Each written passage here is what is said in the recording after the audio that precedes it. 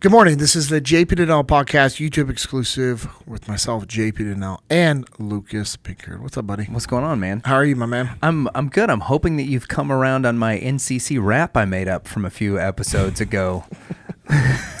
Well, I think Brian Culver is a big fan of it. And, Okay, cool. You know, his input weighs heavily on my decision-making abilities in life. So Maybe that needs to be a T-shirt. The NCC rap needs to be. okay. See, we were at a point where I might be like, all right, cool, we're good. And then you're just like, I'm going to. We'll just do it like on one of those vertical flags, right? That'd be question and answer sessions for YouTube exclusive, huh? Okay, yeah. Pretty cool. Yeah. Take it away. Brian Culver, come get your boy. So I know we have some questions.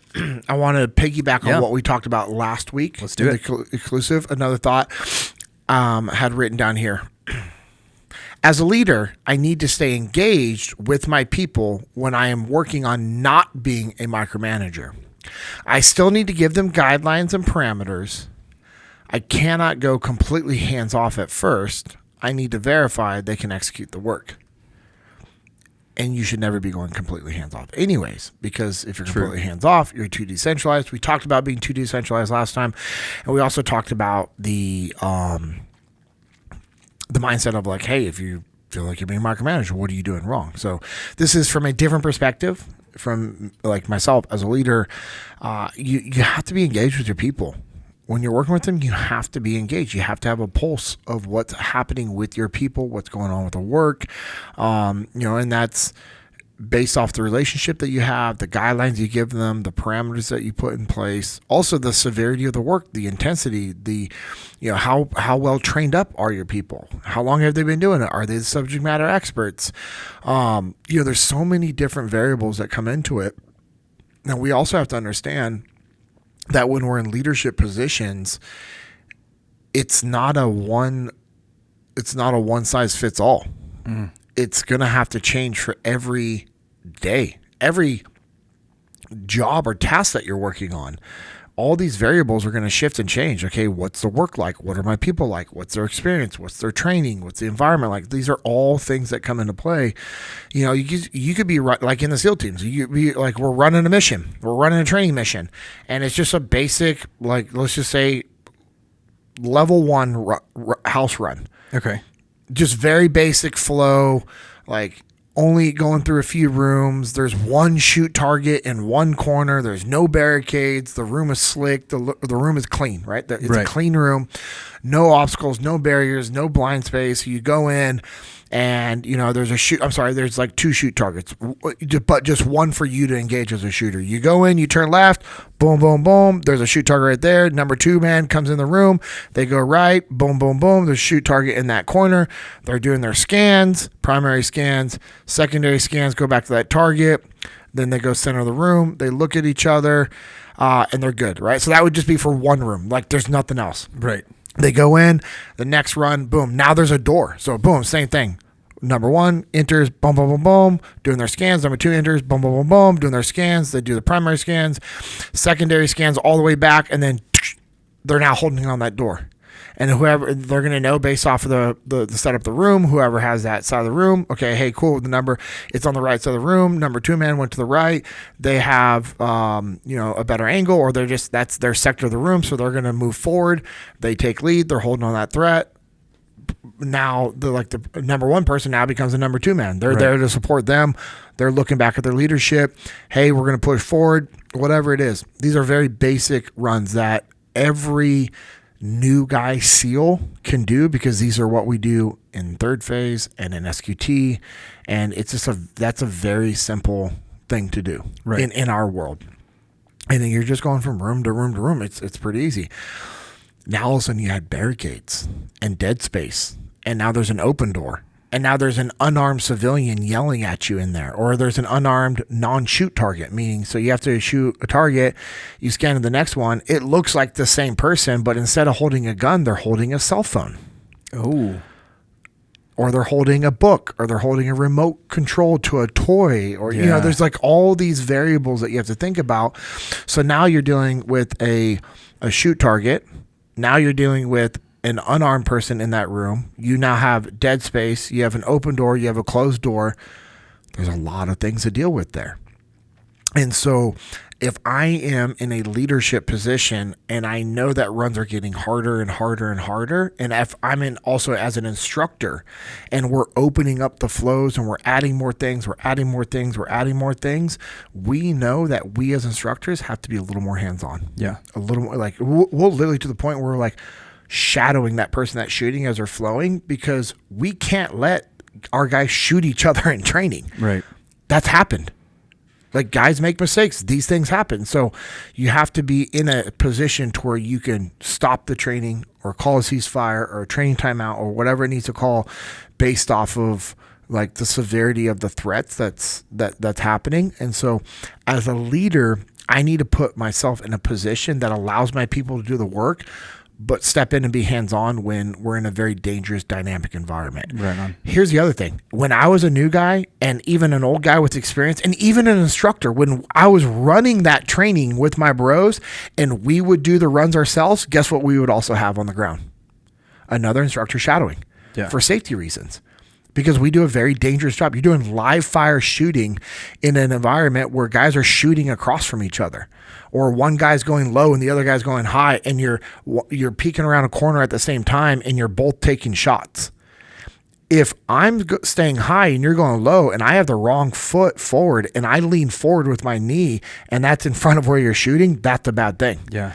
If you're low and I'm high and I'm leaning over, and we get done shooting and your muscle memory is to stand up, that's a bad thing. And so we would literally have guys like holding, watching, secure, and just making sure guys are safe. So in all those times that would happen, not once did I ever feel like, oh, I'm being micromanaged. They're being way too hands-on right now. Because I knew the intent behind what they were doing. So I, as a leader, when I'm in those leadership positions, I have to err on the side of over communication with my people of like, hey, what we're getting ready to do is very dangerous. I'm going to be right here shadowing you to step in and stop if anything gets unsafe. You good with that? What do you think everybody's going to say in our community? Yes. Thank you. Yep. Good to go. Roger that. Like, that's the response. I'm saying everybody. There's not going to be one person that's going to be like, you need to back off. Not one. Why would they? Well, their ego. Right. But I mean, when they understand the mission. I know. Right? I knew your question. Yeah. I knew your question. But yeah, it would be someone's ego. And I mean, there is. And that's an extreme example that I gave, but I wanted to share that because if we can do that in that environment, why can you not do this in your environment? In the office, out on a job site, with your kids. All it is being intentional with my communication. Yeah. So I'm glad you brought that up because we've had some people send in some SEAL questions. Uh-oh. And I'm okay. Let me just peel back the onion about myself, right? There is a large part of me that really fights the fanboy when it comes to certain things that you guys do, right? And I know we've talked about this a little bit before, that there is a certain element of hero worship that you and some of the guys that you work with have to fight on a regular basis with, whether it's with clients or people who are fans of different podcasts or those types of things. And you'll do a wonderful job of it. You're all incredibly humble and you make sure that you're pointing people back towards the right thing. Like, hey, I appreciate, give gratitude, all that kind of stuff. Well, when I ask some of these questions, right, and some of these questions that I have, there's a part of me that like, I grew up being such a, and I don't mind saying this here, being such a douchebag that I fight the like asking the Navy SEAL question for the sake of doing it. But for today, I'm going to put that part aside because I have genuine curiosity about some of this stuff. Okay. All right. So the first one that I want to know, and this is my question, you had a leadership role in your platoon as the point man and lead sniper, but did you have was there a role that was associated with that? Like, were you like the LPO of one of these, like the lead petty officer? Was like what was your leadership role within the platoons that you were working with, primarily in Delta Platoon when you were in Ramadi? Well, so when we got to Ramadi, they put me in a position of leadership. Okay. So during the workup, I was our point man. I'd also roll rear security. I was one of our lead machine gunners, one of our lead snipers. And it wasn't until deployment that I became the lead sniper and point man. And that's only because our lead sniper, Benny, that I've talked about, he was the Badger that I talked about on Jocko's podcast, because he was still in at that time. So that I didn't say his name, but he's out, and everything's good with that. But Benny is an incredible leader. I actually would like us to be able to talk about this on a full-blown episode, so we can dive deeper into Benny. But Benny, he technically outranked me and was a better sniper. He was a senior guy. He helped me become a sniper. He helped me go to sniper school. Yes, Chris Kyle was a great sniper. Chris Kyle was in Charlie Platoon. Benny was in Delta Platoon. Benny was my old guy. Benny was my guy. Yeah. One of my best friends in SEAL teams was Benny. Like we would spend a lot of time together, hang out together, drink beers together, party together. Like we did everything, and Benny was a phenomenal leader from the aspect of, like, when we were in Ramadi, he was put in a senior leadership position. He was the acting chief. Oh, wow. When we were over in Ramadi as a newer E6, but he was put in that position. And then I was put in the position of the LPO, the leading petty officer, while we were over there. But the reason why I was the lead sniper and point man was because Benny let me take that job, because he was the acting chief. So talk about a humble dude that subordinated his ego. I mean, unreal. Especially, and don't get it twisted what I'm saying. Right. Benny pulled the trigger a lot of times on that deployment. Yeah. Benny said, it's not like he wasn't getting after it. No, he got after it and facilitated a lot of dirt naps for a lot of evil people. I like it. But the reason why I was in that, quote, leadership position was because of Benny. 100%, because he allowed me to step into that senior lead sniper role and point man role, because he was acting as the platoon chief with Seth when we were out in Ramadi. Right on, man. And that's what good leaders do. Yeah. What was, and here we are getting into the SEAL questions. What was the hardest part of SEAL training for you? And then what was the hardest part of SEAL leadership training? So there's kind of a 1A and 1B. What was the hardest part of SEAL training? And then what was the hardest part of becoming a SEAL leader, the SEAL leadership training? Yeah. The hardest part of SEAL training for me was the drown proofing and pool comps training that we did. So the drown proofing training that we did in first phase, and then the pool comp training that we did in the second phase. I have a irrational fear of drowning. Really? Like if I am in a pool, still to this day, if I'm in a pool and people are roughhousing and play fighting, I get out. Because if you come grab me to play fight, I'm punching you in your face. Like that's what flips the switch. There is no, like, we're bros play fighting in a pool. Yeah. I will break your nose. I will crush your esophagus. Like even if we're in 3 feet of water, like if you're standing up? I don't care. I almost just cussed with my response just now. Wow. It makes me like, I almost said I don't give a like, yeah, right on. Yeah, no, I'll straight up like just grab and twist. Is that hard for you? Figure that one out on your own. Yeah, I'm telling you right now, like I don't do well with that, because people don't understand the severity of play fighting in the water and how quickly somebody can drown. Yeah, for sure. Right. Like Kirsten, she's gone over the stats with me, because like so I was giving Levi a bath one day. He's not able to get out of the bathtub, but he can sit up on his own and stuff. And he's like 18 months old and he's doing okay. My phone is in the other room. I'm getting a call. So I just walk out of the other room, grab my phone and come back. Like I'm not gone for 30 seconds. Yeah. And she very calmly was like, hey, if that happens again, just yell at me to come get your phone. Or, when it's, if I can't get it, the call, because we were waiting on a kind of an important call. She's like, I'll I'll just come get it and bring it to you. She's like, I don't want him left alone in the bathtub. I was like, yeah, no problem. Like she was very calm about it, but it was also like there was a lot. There was something else behind that. And then later that night, she was like, hey, can we talk? I was like, yeah, sure. Yeah. And again, like my tummy hurts. Yeah, right. Like exactly.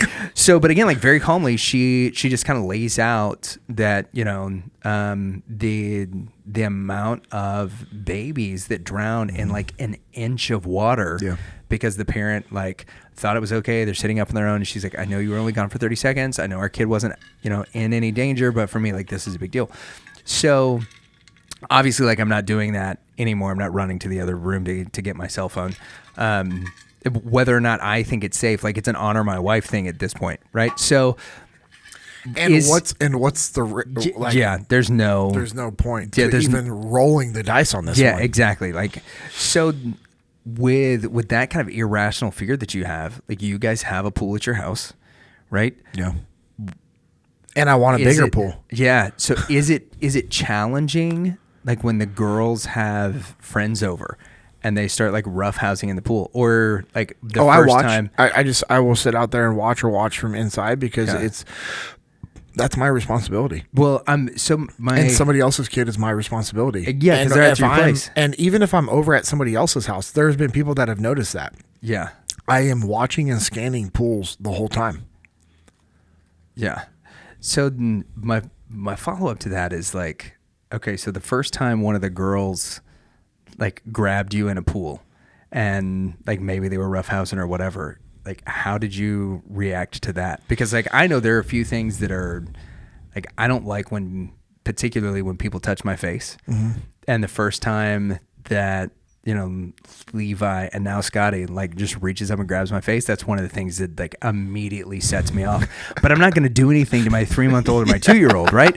But it is one of those that like I go from 0 to 11. Yeah, I just explained to him like, hey, don't do this. This is why. Was it hard not to react? No, because it's my kids and I know they're trying to like just have fun or whatever. But I've also like since they were little been in the pool with them, holding them. So I'm used to my kids like holding onto my back and my neck and holding on to me. But it was when Cora came up behind me one time and like tried to like choke me out because she just wants to choke me out. Yeah, like all the time. She does it at the house or whatever. Yeah.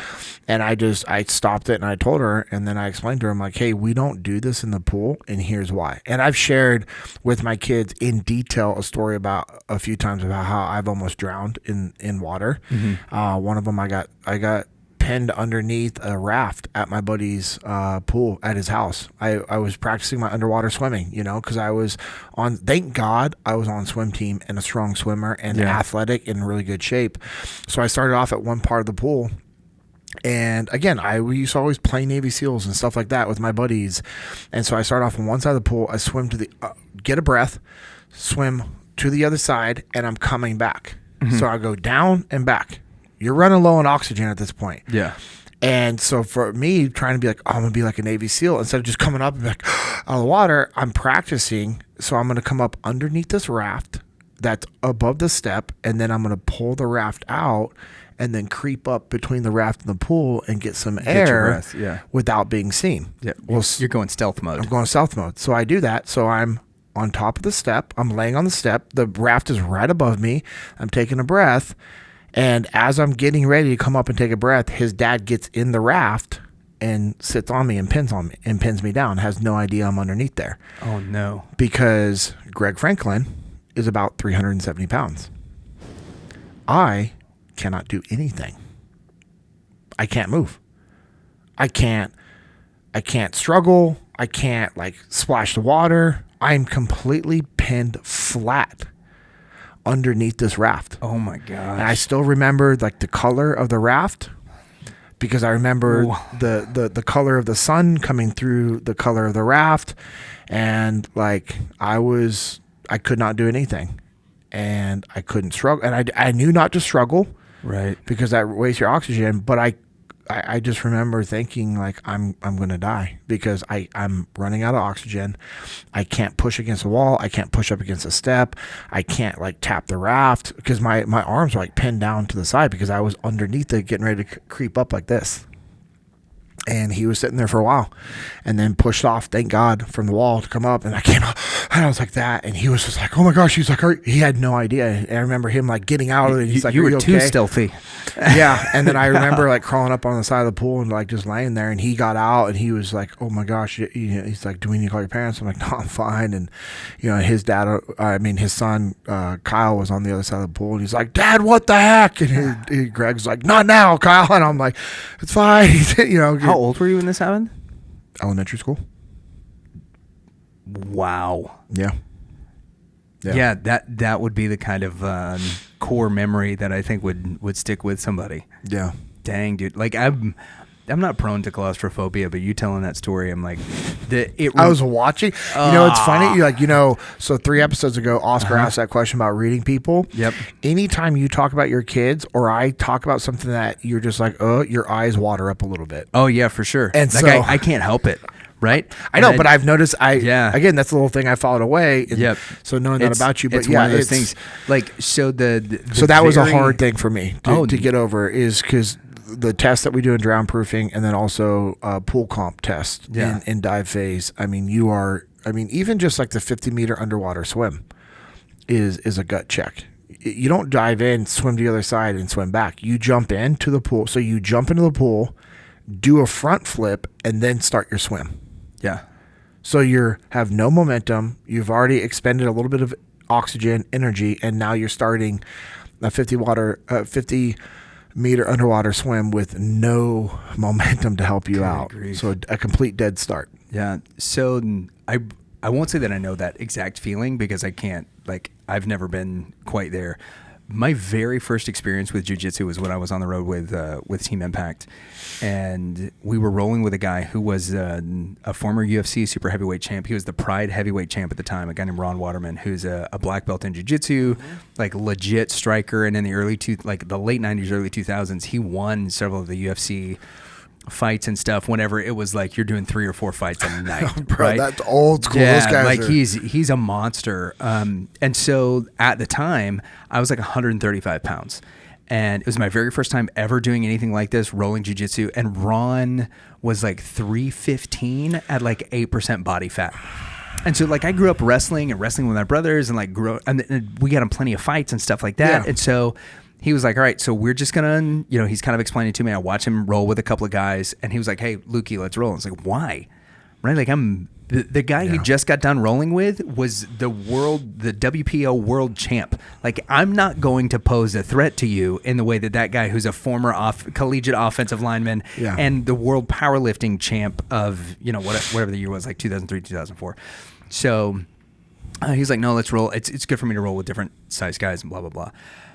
So my very first time ever rolling jiu-jitsu, I get, you know how when your kids, like if they're fighting, they're like in the middle of a tantrum, like they get this look on their face where they're like, they're hyperventilating and they've got tears in their eyes, and it's that, kind of thing where they can't stop, but they're also like in this tremendous amount of panic. Mm-hmm. That was the very first time in my life I ever felt that. And so I'm 17 or 18 years old. I'm 135 pounds. This guy that is almost like 3 times my size he's got me in mount. He's got my arms trapped. I have no power against him at all. And he's laying on top of my face, and my face is buried in his chest. And I'm feeling myself panic, right? And I'm going into that mode. And this is why, you mentioned the eyes watering up. I think this is where that started.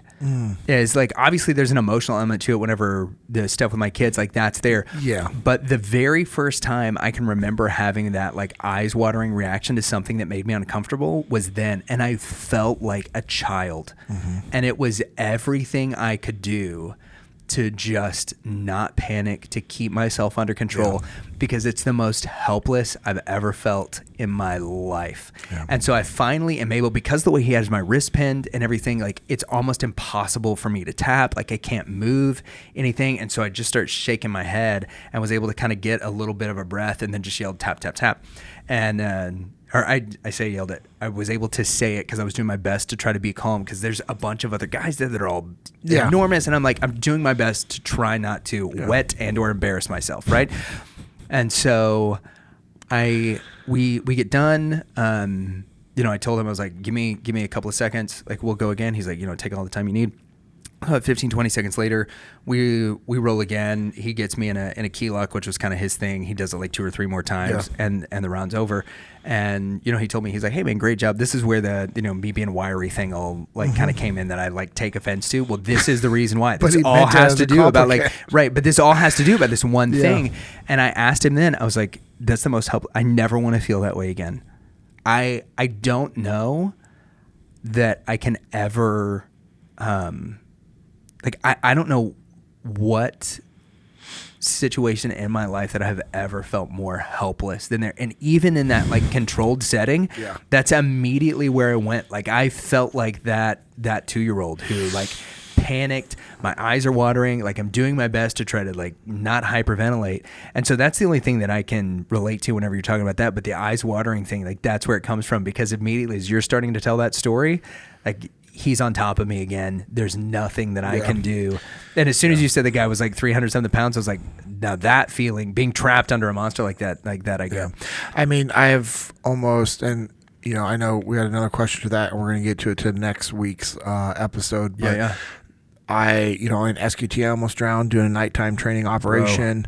There's a few other things in the pool where I came close, where I was like, oh, cool, I'm blacking out right now. And then all of a sudden it's like, safety standby divers putting the oxygen in my mouth, and I'm like, breathing and everything. So there's been a handful of those things over the years in training, and even in real world, like, in just life, like out at the river, there's been a handful of things that have happened. Yeah. So for me, those were the most difficult, and the way I was able to get through it is I had to fully surrender that anxiety and fear to the Lord. Yep.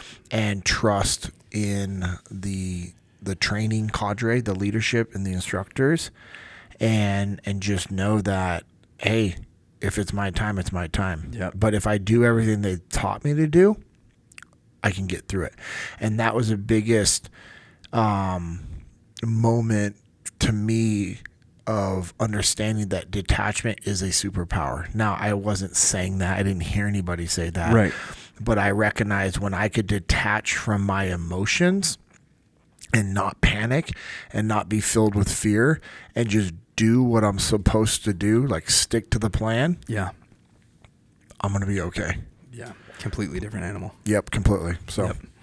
All right, man. Well, let's hit that other question next week. Because I want to dive deeper into that. Yeah, I think that'll be good. Well, we appreciate you guys, as always, for the support, for listening. I know we said it last week. Hey, we love YouTube. We love this community. So we could use you guys' help by commenting on different people's comments, interact with them, like their comments, their questions, copy and paste, share this with a handful of your family members for whatever reason. I am doing something wrong, and YouTube is something with their algorithms, and so the views that we're getting has drastically dropped.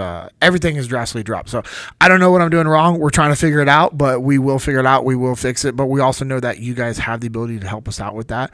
So any help that you guys can give us, we appreciate it. We love just this platform that YouTube gives us. So we want to make the most of it. We want to deliver impact of, continue to provide value and help provide just some insight and solutions to people's problems, and obviously, as always, guide people to Christ. So we appreciate you guys for supporting the companies in our ecosystem.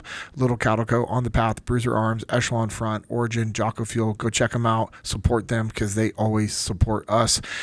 And I hope that you guys are having an awesome week. You guys keep working hard, keep getting after it, and remember to never settle.